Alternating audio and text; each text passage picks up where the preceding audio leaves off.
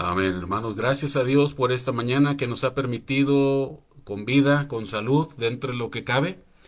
Y hermanos, estamos en una época difícil en varios aspectos. Estamos en lo que ya algunos llaman la Cuaresma.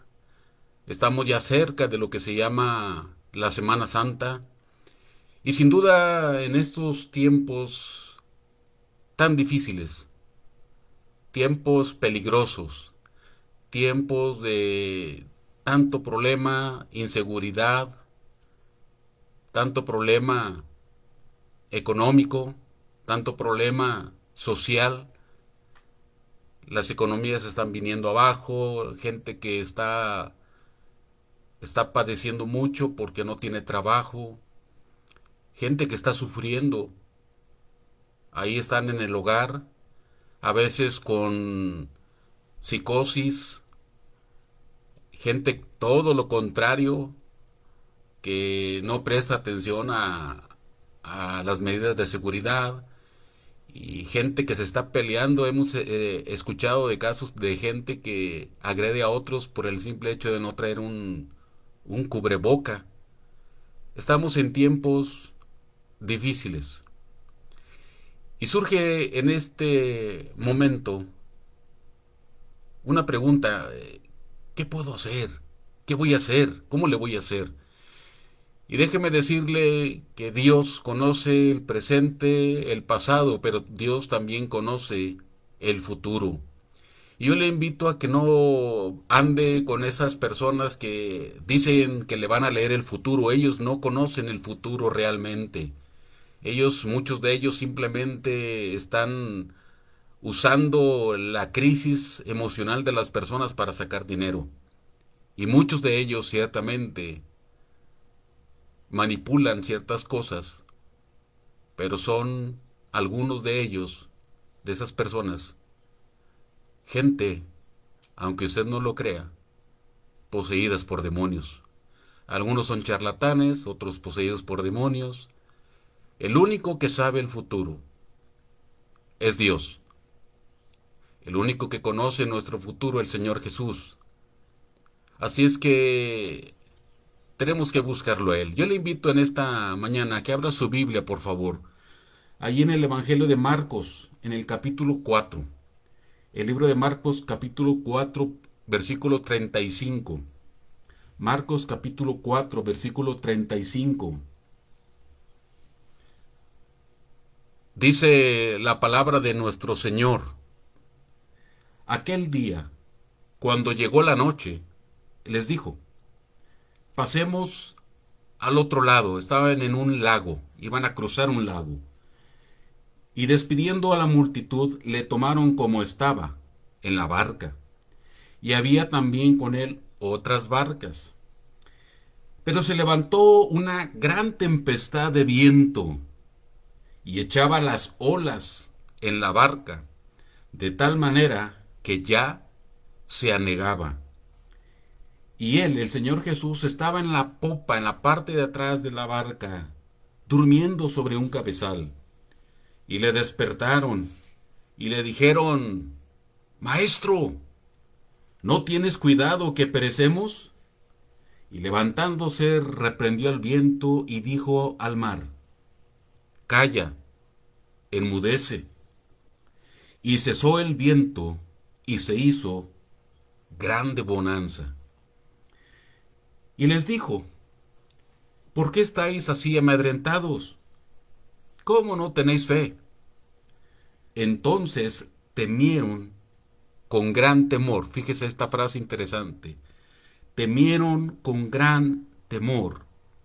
Y se decían el uno al otro: ¿quién es este que aun el viento y el mar le obedecen?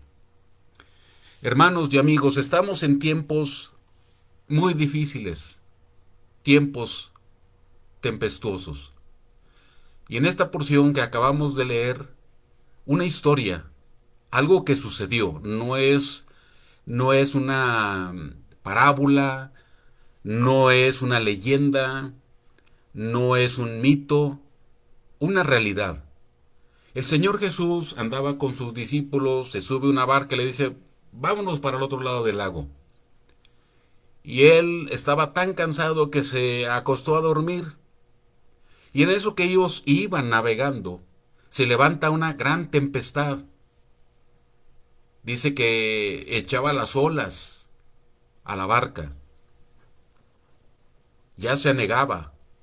Era tanta el agua que ya empezaban a hundirse. Hermanos, aquí encontramos una enseñanza interesante. La barca que encontramos aquí y la gente que estaba en la barca es una similitud con la vida que estamos llevando ahorita. En medio de un mar tempestuoso en nuestra sociedad, tantos problemas que estamos viviendo. Y algunos hablan que este año no pinta nada bien, algunos intentan ser un poco optimistas, y no es que seamos pesimistas, simple y sencillamente es la realidad. Y no es porque andemos buscando cosas negativas o ser fatalistas, estamos en una situación muy complicada. Y las personas siguen preguntándose cómo le vamos a hacer. Hay gente que en este momento está tirando comida a la basura y hay gente que en este momento está buscando comida en la basura. Hay gente que está perdiendo sus trabajos.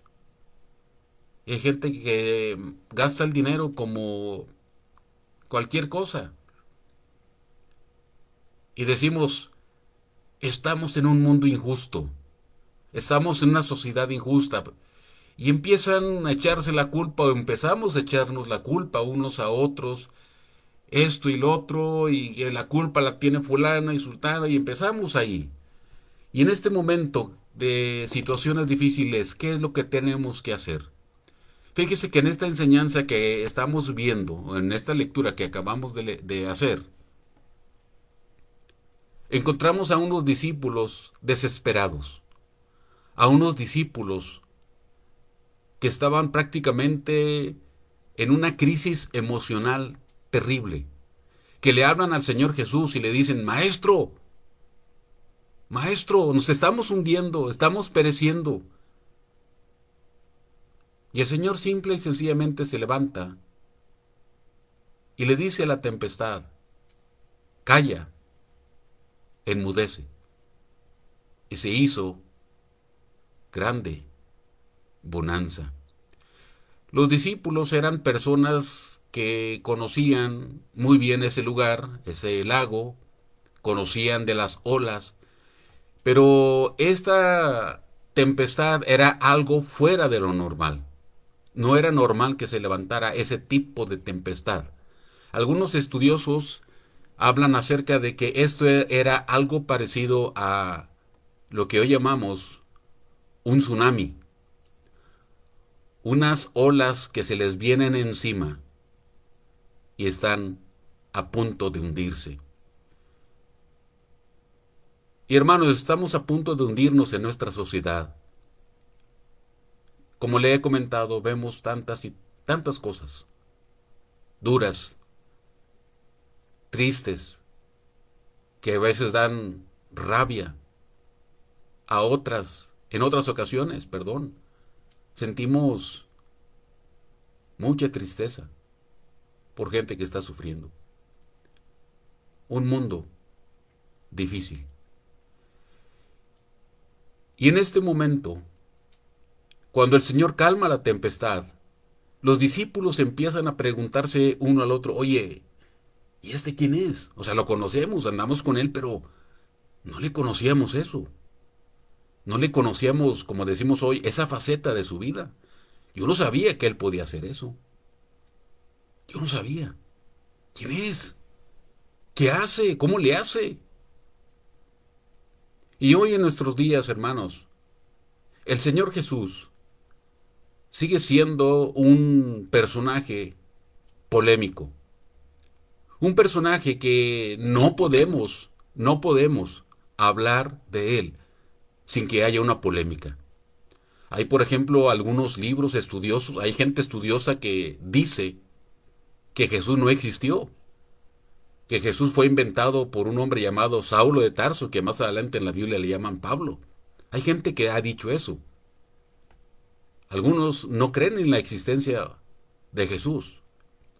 Y entonces yo quiero compartirle hoy en esta mañana este tema.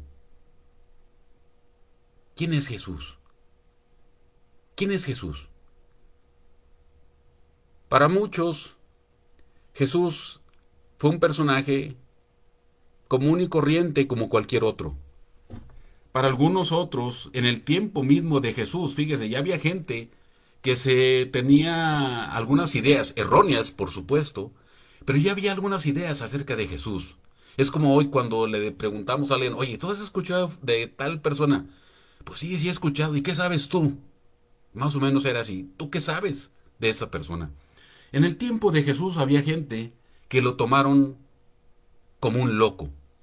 Si usted ve ahí en la Biblia, no vamos a tener mucho tiempo para buscar, pero ahí en la Biblia, en el Evangelio de Marcos, en el capítulo 3, el versículo 20, 21, dice que estaba el Señor Jesús enseñando, haciendo milagros, y se agolpó la gente. La gente vino a verlo. Dice, era tal la situación que los discípulos ni siquiera podían comer, no tenían tiempo para comer. Y llegaron los suyos, cuando lo oyeron los suyos, vinieron para prenderle, su familia, vinieron para llevárselo, porque decían, su propia familia, sus hermanos, sus hermanas, porque el Señor Jesús tuvo hermanos y hermanas, dice la Biblia que tuvo hermanos y hermanas, y le decían, está loco, está fuera de sí, está fuera de sí. Lo tomaron como un loco. En Juan capítulo 7, los religiosos de aquel tiempo pensaban que era un mentiroso. En Juan 7, versículo 11, dice, los judíos en la fiesta, una fiesta religiosa judía, le buscaron los judíos en la fiesta y decían, ¿dónde está aquel? ¿Dónde está? Y había gran murmullo acerca de él entre la multitud. Pues unos decían, es bueno. Otros decían, no, sino que engaña al pueblo. Decían, Jesús engaña al pueblo. Algunos lo tomaron así, como un engañador. Y hoy hay gente que sí ve a Jesús como un engañador. Hay judíos hasta nuestros tiempos que ven a Jesús como un engañador. Si usted platica con algunos judíos, algunos le van a decir, no, era un mentiroso. Algunos vieron a Jesús como un mentiroso y a la fecha algunos todavía lo ven como un mentiroso. En Juan capítulo 6, versículo 15, después de haber hecho el Señor un milagro, cuando hizo la alimentación de los 5,000 hombres, sin contar mujeres ni niños, unos cuantos panecitos y unos pececitos, los multiplicó y les dio a comer a tantísima gente. Y dice que la gente empezaron entre ellos a platicar y lo querían hacer rey. Dijeron, este es el nuestro.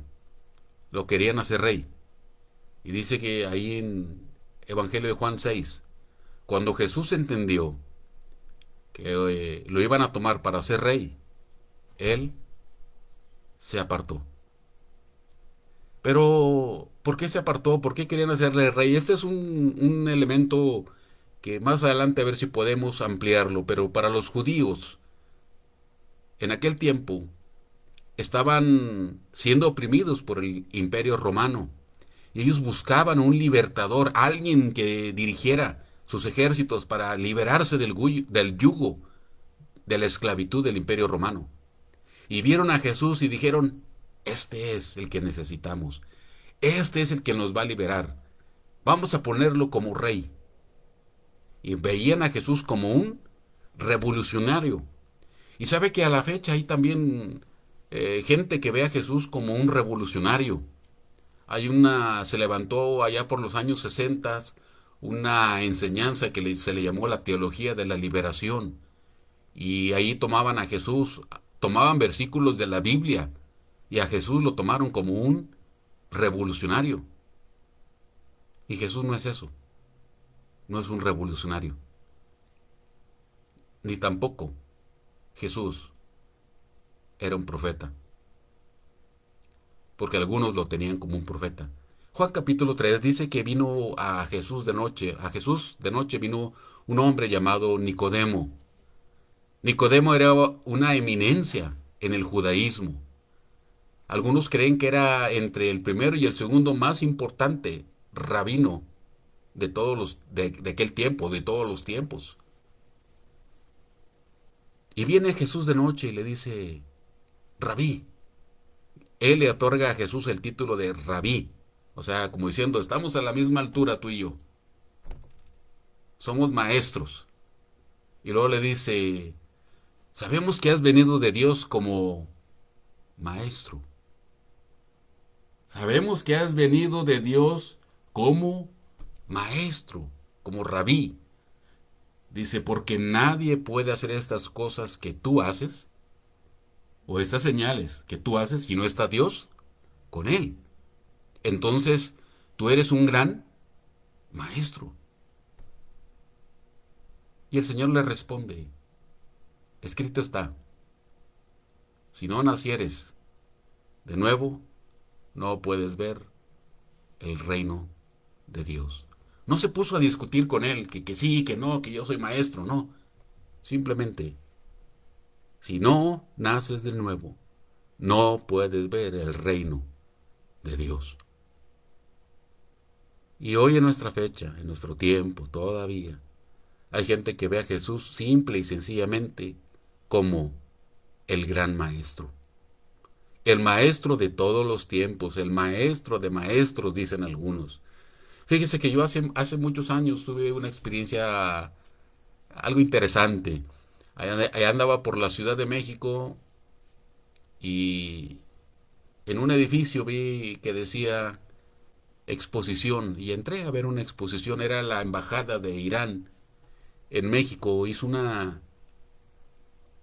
exposición comercial de los elementos de cosas que producen en Irán y ahí usted podía ver alfombras y turbantes y ropa traída de Irán. Y estaba ahí una persona atendiendo, un iraní, y empecé a platicar un poquito con él. No hablaba español, entonces con un poquito de inglés ahí empecé a platicar con él. Y él me dijo, ¿y tú de dónde eres? Yo le dije, yo soy mexicano. Y salió a relucir el asunto de la religión. Y él me dijo, no, yo soy musulmán. Yo ya sabía que era musulmán. Y él me dice, bueno, tú y yo somos hermanos, porque Mahoma y Jesús son hermanos. Y ya me dio la mano y me dio una palmadita en la espalda. Ellos toman a Jesús como un gran maestro o profeta. Pero ¿es Jesús realmente esto?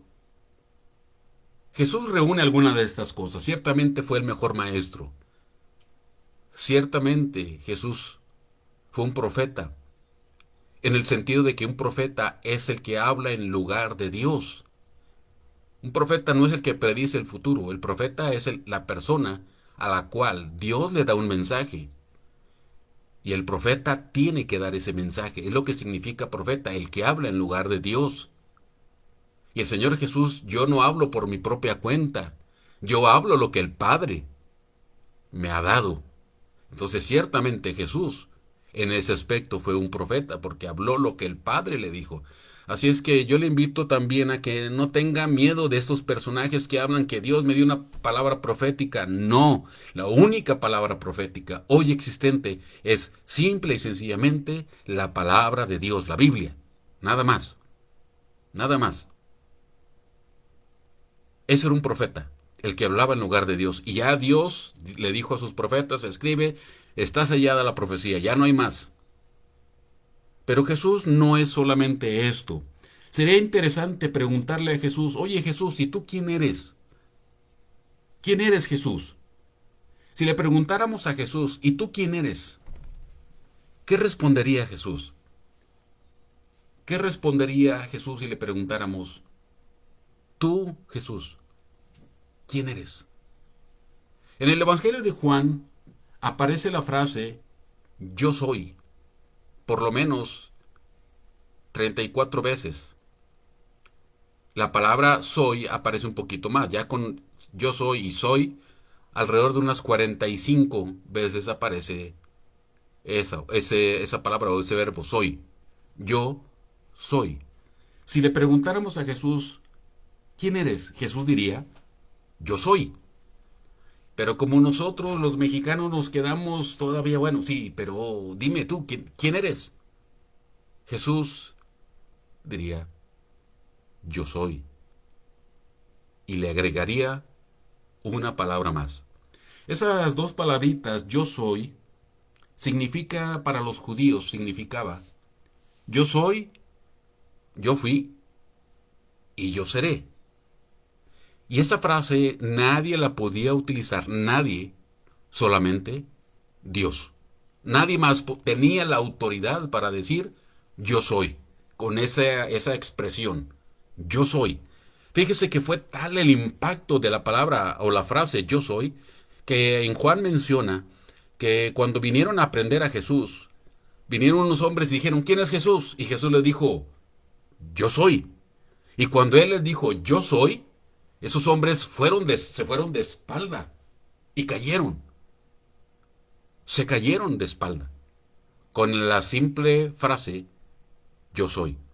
Por eso cuando el Señor Jesús decía, yo soy el pan de vida, yo soy la resurrección y la vida, a los judíos les haga de cuenta, discúlpeme la expresión, pero los mexicanos decimos, era como un golpe, un gancho al hígado cada vez que Jesús decía esa frase, porque nadie la podía usar, solamente Dios. Es la misma frase que Dios utilizó cuando se le apareció a Moisés, allá en el libro de Éxodo capítulo 3 y capítulo 4. Cuando Dios se le aparece a Moisés y le dice, yo soy. Y Moisés le pregunta, oye, bueno, sí, voy a ir a liberarlos, pero ¿qué les voy a decir? Tú les vas a decir, yo soy, me envió a ustedes. Es que ese era el nombre de Dios. Yo soy, me envió a ustedes. Es como decimos, César me envió. Es como cuando decimos, ¿verdad? ¿Y tú por qué vienes? Bueno, César me envió, María me envió, Juan me envió. Así, yo soy, me envió a ustedes. Nadie podía utilizarla, solo Dios. Y cuando Jesús la utilizó, los fariseos, los escribas, les daba un coraje terrible que Jesús usara esas dos palabritas. Yo soy. Entonces, cuando le preguntamos a Jesús, oye Jesús, ¿quién eres tú? Jesús diría, yo soy, yo fui y yo seré. O sea, para mí el tiempo no existe, es lo que significa esa frase. Esa frase significa también, yo vivo por mi propia cuenta. Yo no necesito de nadie. A mí nadie me da la vida. Yo la doy. Nosotros tenemos vida en este momento porque Dios nos da la vida. Y decimos, yo le di la vida a mis hijos.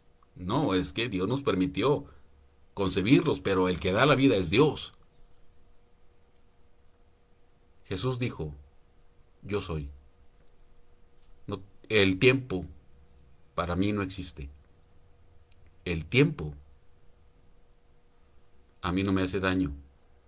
Yo soy ahorita, presente. Yo fui en el pasado, en la eternidad pasada, y yo seré en el futuro. Mi vida no tiene principio y no tiene fin. Es lo que dice Jesús. Para nosotros Jesús simplemente él comenzó allá en Belén. Decimos cuando nació y celebramos la Navidad. No, Jesús no. Jesús existe, ha existido y siempre existirá. Él no tiene principio y no tiene fin. Lo que sucedió en Belén, aquella ocasión, es que simplemente Él tomó forma humana.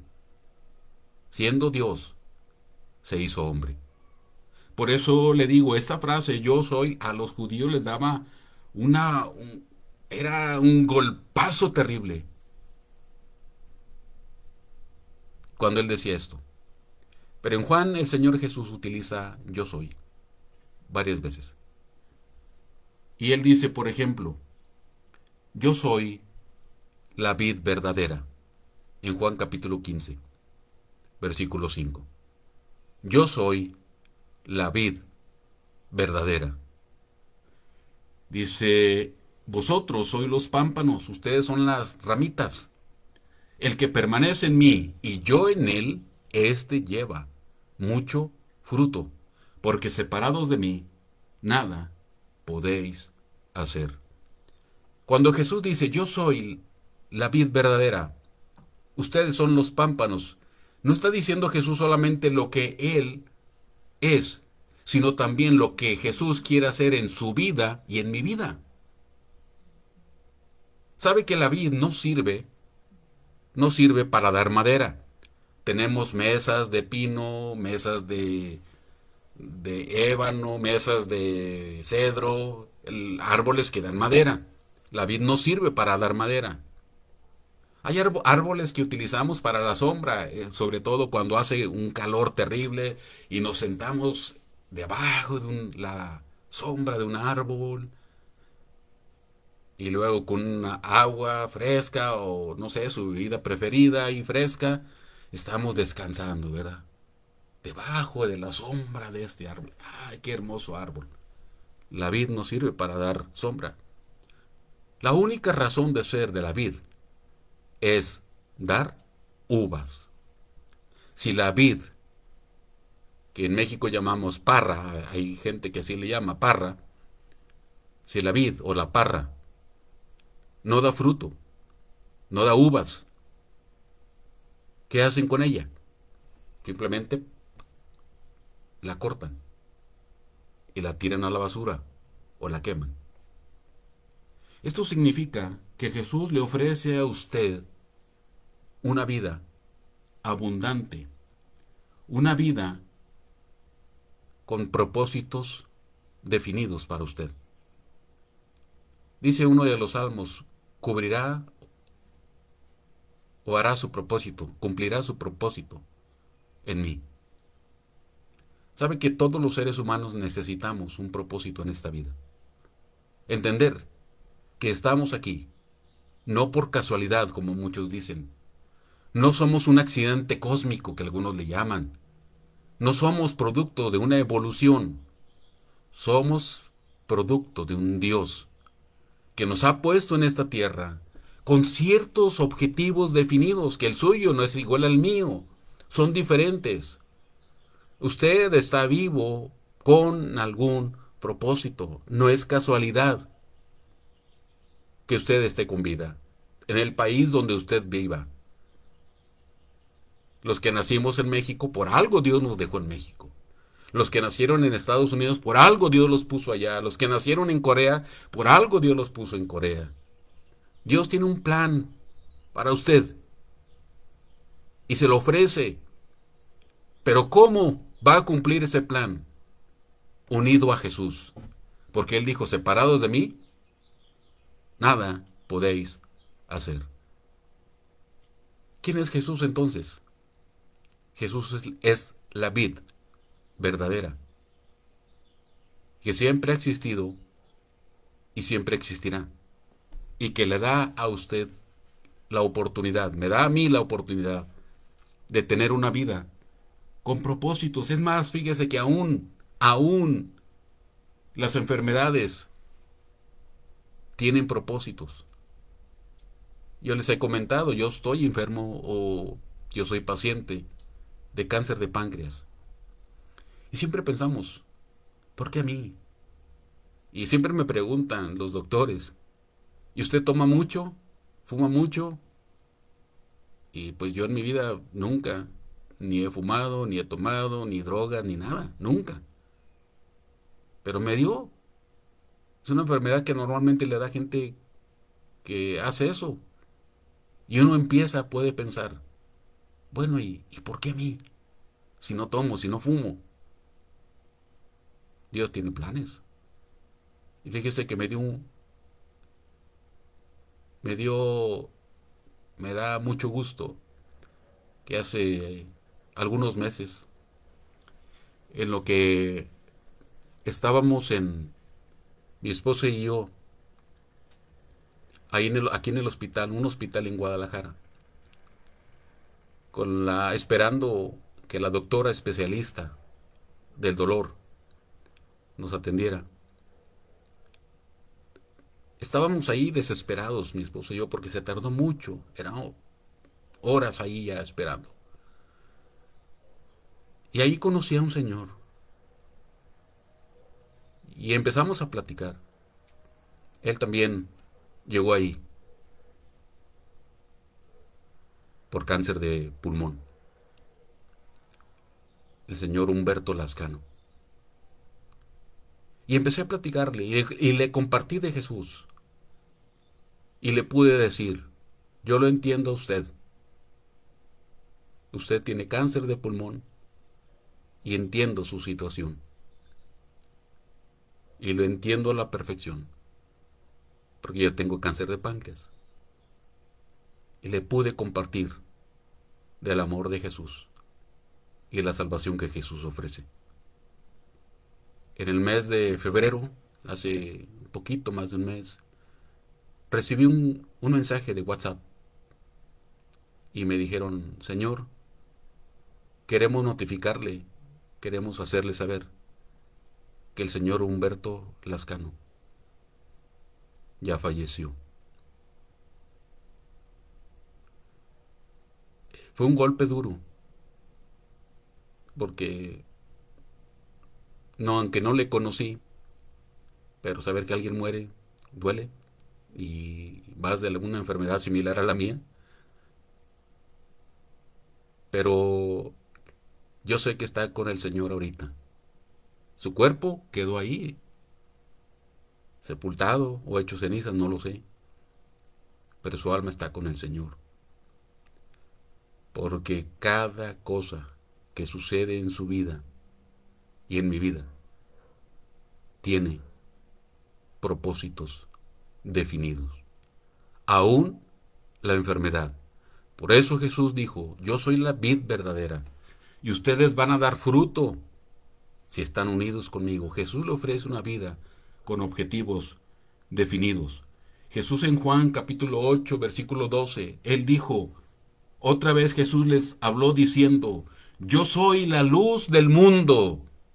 Yo soy la luz del mundo. El que me sigue no andará en tinieblas, sino que tendrá la luz de la vida. Jesús, ¿quién eres? Jesús dice, yo soy la luz del mundo. El que me sigue no andará en tinieblas, sino que tendrá la luz de la vida. Jesús, Él nos ofrece su luz. Su luz. Y es una luz espiritual. Estamos en una oscuridad espiritual. Estamos ahorita en este momento en oscuridades emocionales. Estamos en una oscuridad. Hace unos días estaba viendo un anuncio o más bien una noticia acerca de la vacuna contra el COVID. Y alguien decía ahí, se ve una luz.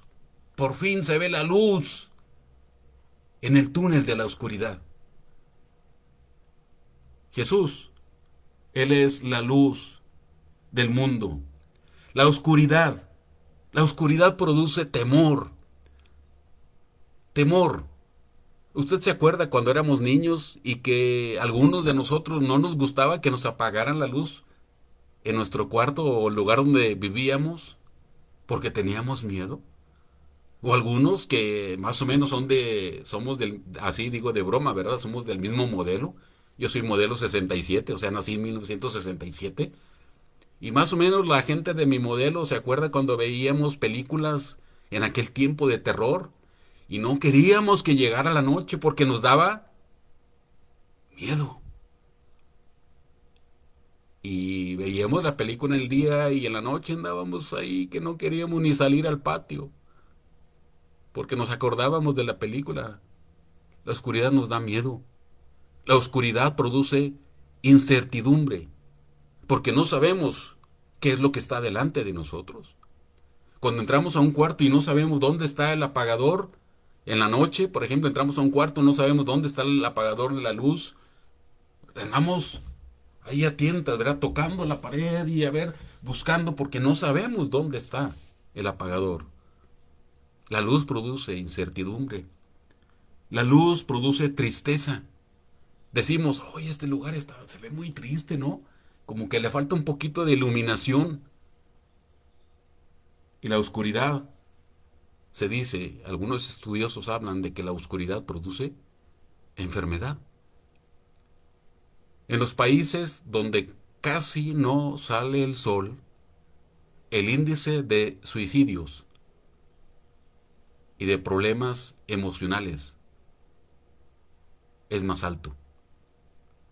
En los países donde sale mucho el sol o en los lugares donde sale mucho el sol, el índice de suicidios es menos y hay menos enfermedad.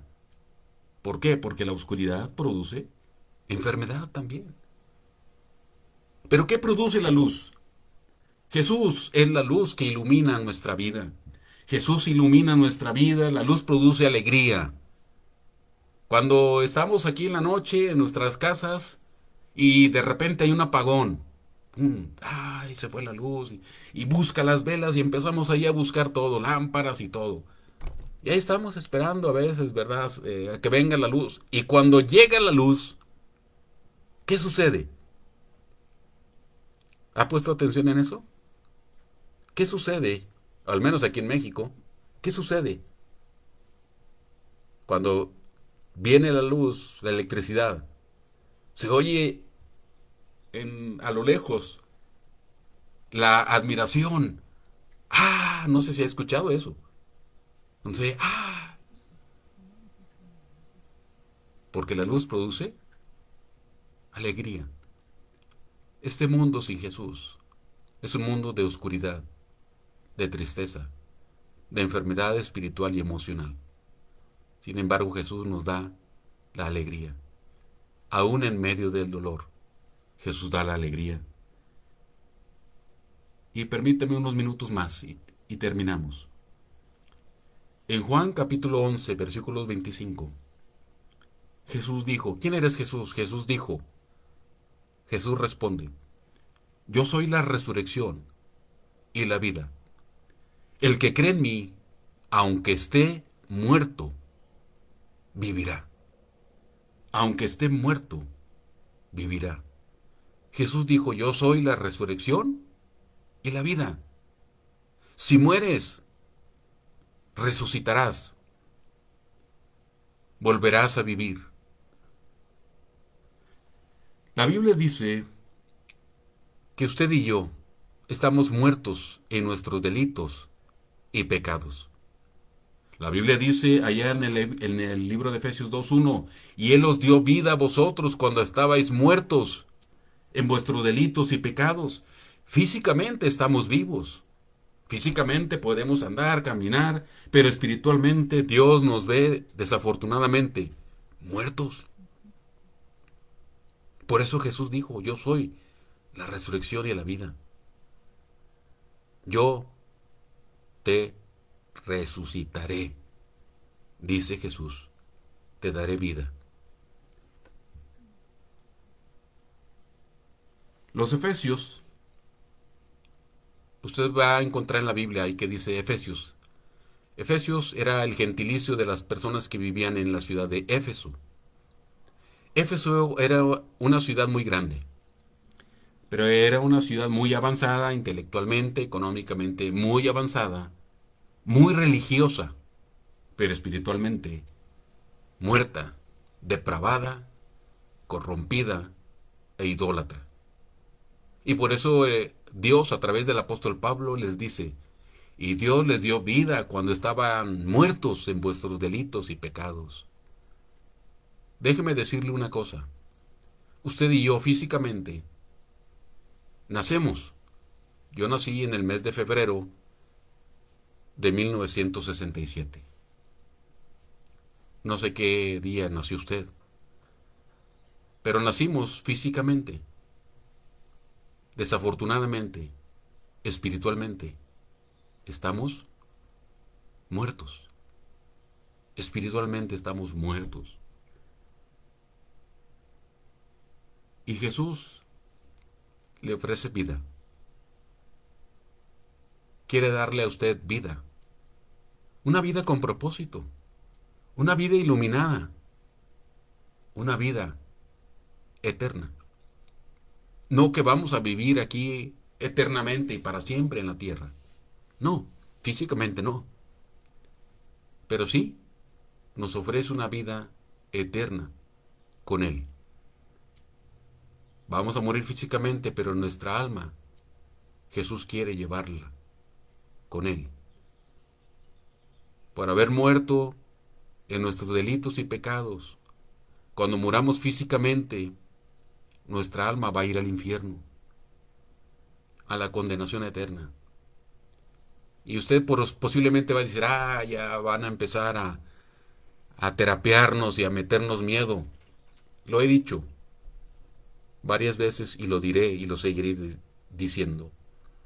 Créame que para mí el asunto del infierno me encantaría que fuera una mentira. Me gustaría, no sabe usted cómo me gustaría que el infierno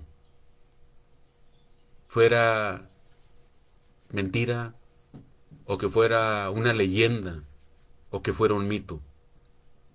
Me encantaría, pero no es así. Yo no le hablo del infierno porque quiero asustarle y ganar adeptos para una iglesia. Le hablo del infierno porque es la realidad. Cuando Jesús dijo, yo soy la resurrección y la vida, está hablando de esto. No vayas al infierno. A través de mí no irás al infierno. No estamos hablando de una iglesia. Mire, yo voy a una iglesia bautista y yo no le estoy invitando a la iglesia bautista. La iglesia bautista no salva.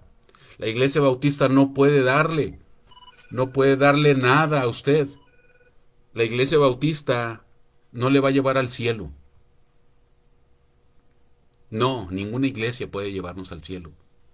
Usted puede ir a la iglesia bautista durante toda su vida y morir e ir al infierno. El único que puede llevarnos al cielo y darnos vida eterna es Jesús. Nadie más.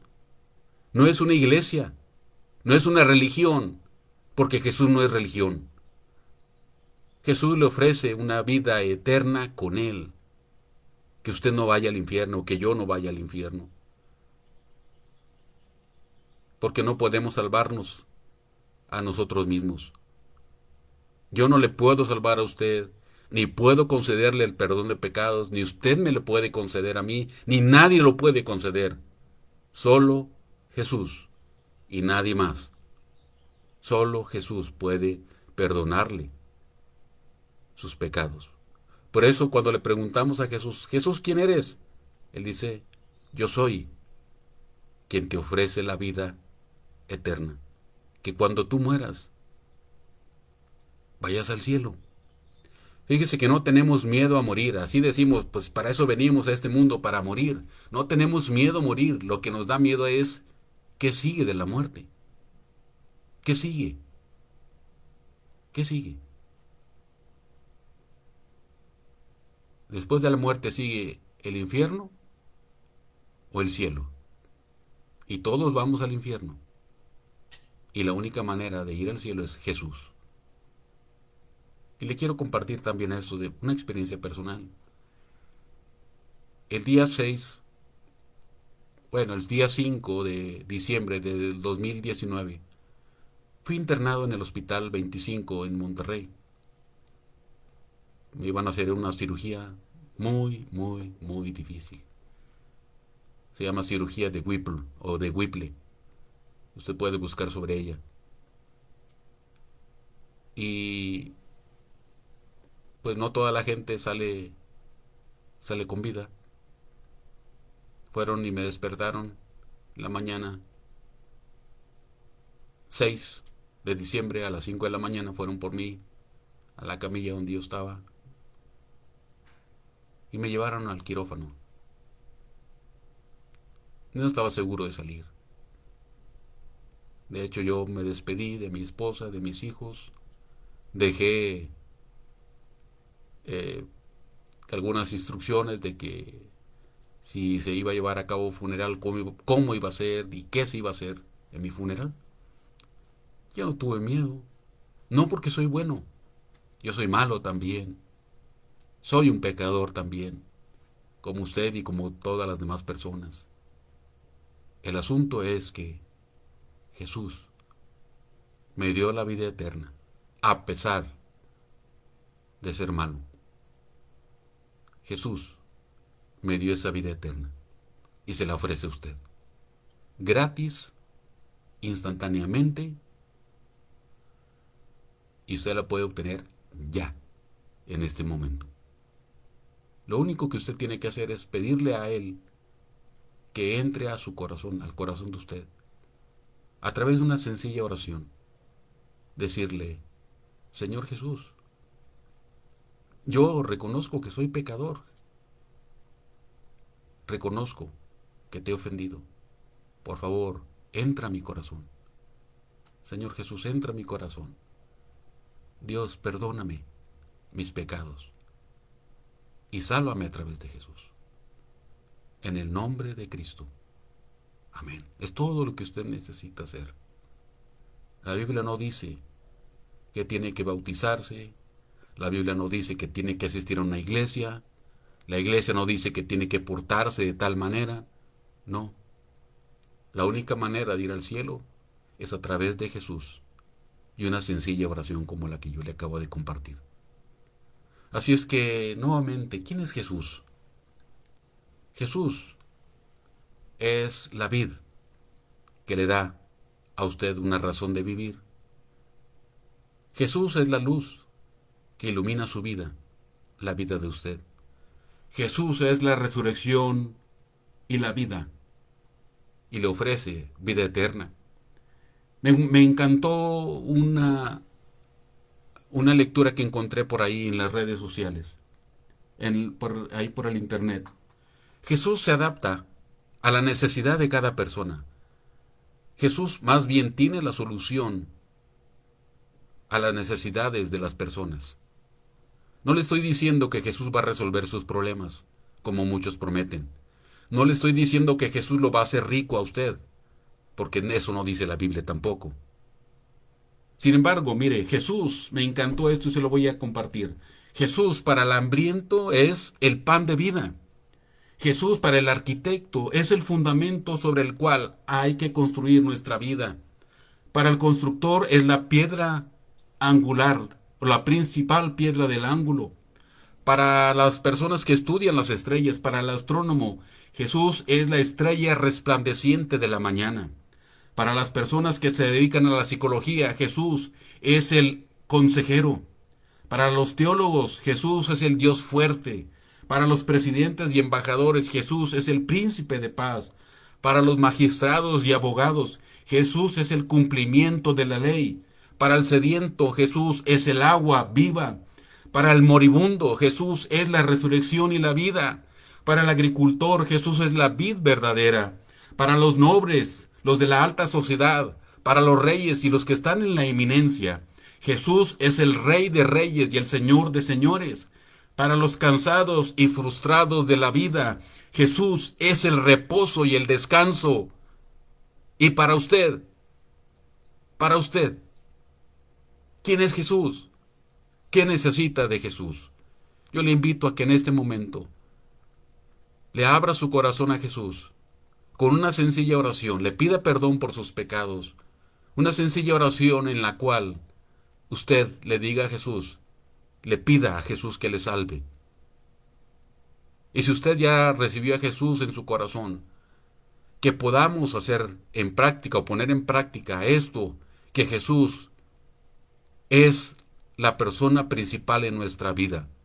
Hace rato, antes de iniciar, pusimos ese canto que se llama El Faro. Jesús es el faro que alumbra nuestros barcos, nuestras familias, en medio de este mar tempestuoso que estamos viviendo en nuestra sociedad.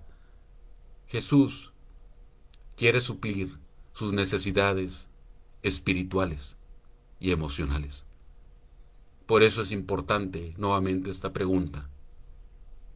Y para usted, ¿quién es Jesús? Yo le puedo decir que Jesús es mi Salvador. Yo le puedo decir que Jesús le dio objetivos a mi vida.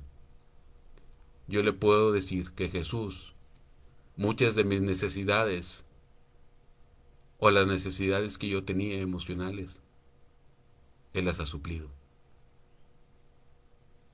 Hoy, en esta mañana, Jesús puede transformar su vida. Hoy, en esta mañana, Jesús quiere darle propósitos a su vida. ¿Quiere usted que Jesús haga esto en su vida? Déjeme decirle lo siguiente: Jesús es todopoderoso. Él puede obligarnos, pero no lo va a hacer. Él es un caballero. Y fíjese, algo interesante. Jesús le pide a usted permiso para entrar a su vida. Jesús no entra en la vida que no quiere. La vida que no quiere a Jesús, la persona que no quiere a Jesús, Jesús no lo obliga ahorita. Pero si no entra Jesús en su vida, un día Jesús será su juez. Un día. Así es que usted decide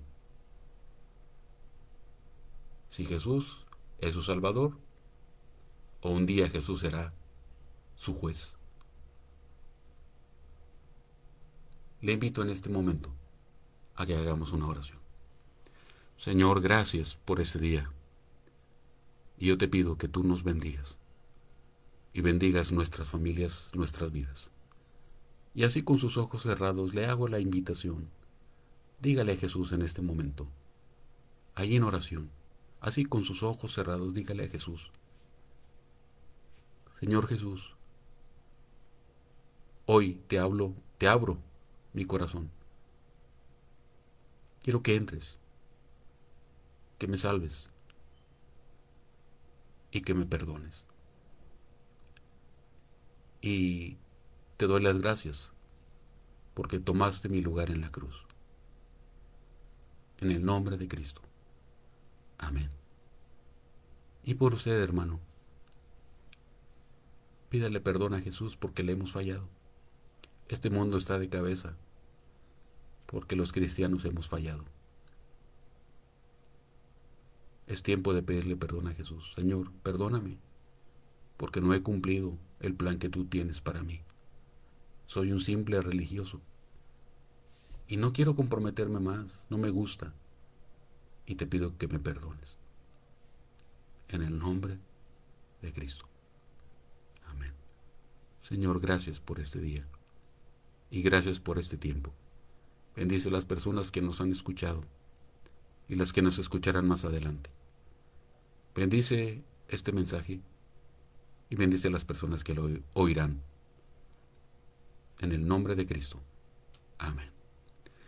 Bien, hermanos, Dios les bendiga. Fue un gusto estar con ustedes. Les rogamos sus oraciones. Hemos tenido, sí, salud, pero algo de problemas, de dolores en mi hombro, en mis pies, en mi cadera. Y pues les rogamos sus oraciones. A veces las pastillas no, el medicamento no surte efecto, a veces no me quita los dolores, pero la gracia del Señor está con nosotros y Él es el que nos fortalece. Rogamos sus oraciones y nos vemos la próxima semana si el Señor nos permite la vida aquí a las 12. Comparta estos mensajes, invite a más gente. Así como compartimos los memes, ¿verdad? Compartimos las noticias, compartimos, alguien dijo, compartimos los chismes, alguien dijo al Facebook le llama chisme book o algo así le llama. Comparta los mensajes de la palabra del Señor, invite a otras personas, etiquétela si la persona le permite, ¿verdad? No, tampoco no queremos a nadie la fuerza, el Señor no lo hace, nosotros tampoco, pero comparta. invite a otras personas. Queremos que la palabra del Señor corra, que más personas conozcan al Señor Jesús. Gracias, hermanos, Dios los bendiga, nos vemos la próxima semana, y si usted tiene quiere mandarnos un mensajito, estamos aquí a sus órdenes en lo que podamos ayudarle. Si necesita alguna ayuda espiritual, aquí estamos a la orden. Usted nada más mándeme un mensaje y buscamos la manera. Dios les bendiga. Hasta luego.